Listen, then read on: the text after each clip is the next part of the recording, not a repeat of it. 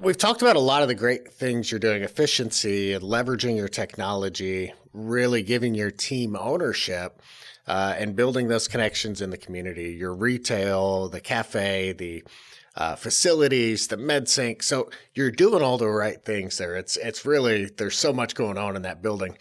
What's not happening there? Is there something on your radar that you're like, man, we should be doing this and we're not? There's always stuff like that. There's always stuff like that. The thing that I love about the job is that, there's always something else that you can be going after. And the tricky part is looking at it and being like, no, I'm not going to do that. Or, yeah, I'm all about that. And it's the neat part. It's the part that gets me excited about the job. It's why I wanted to be an owner of a pharmacy, is because just being able to kind of create your own path, do the things that you really wanted to focus on and go after that and do that. But it's like every day, once you start doing that, it's kind of a snowball effect, right? It's a good thing.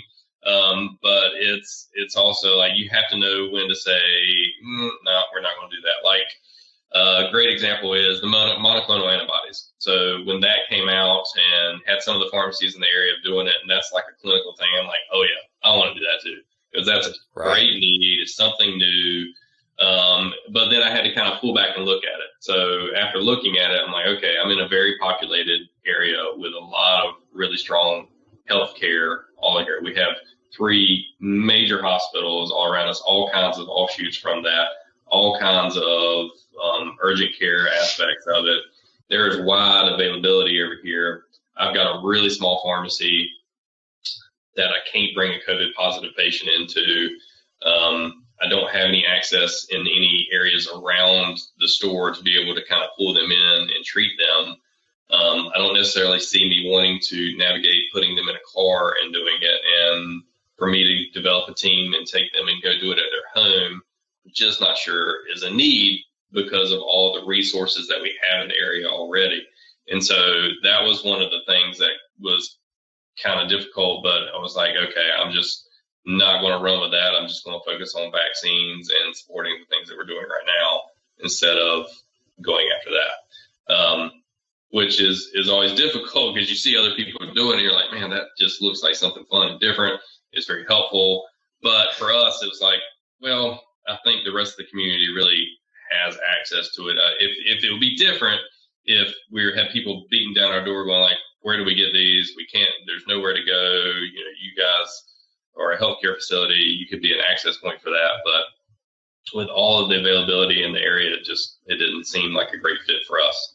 And there was no way I was bringing a bunch of COVID in our small store, a bunch of COVID positive patients in there. It just wasn't going to happen. So yeah, we had to punt on that one. But that's probably the thing that comes to mind that we're not doing that I would like to be able to do. But yeah, the rest of the time. It's really hard to be analytical about those things when you're also passionate about those things because it's they're part of that that joy of doing what you do and part of with any hobby or all those endorphins that you get, that satisfaction that you get from pushing into those new frontiers and doing the new and exciting thing. So that was the thing for me because I love that aspect of it, and I hope I always will.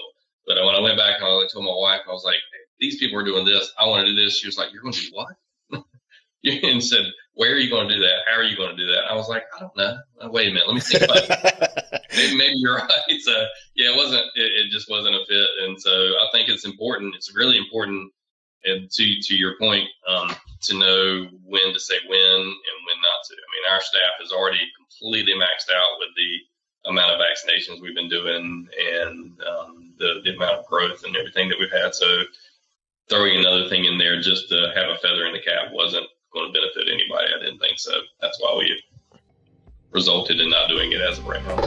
Thanks for listening to this clip from Beyond the Scripts, presented by the Catalyst Pharmacy Podcast.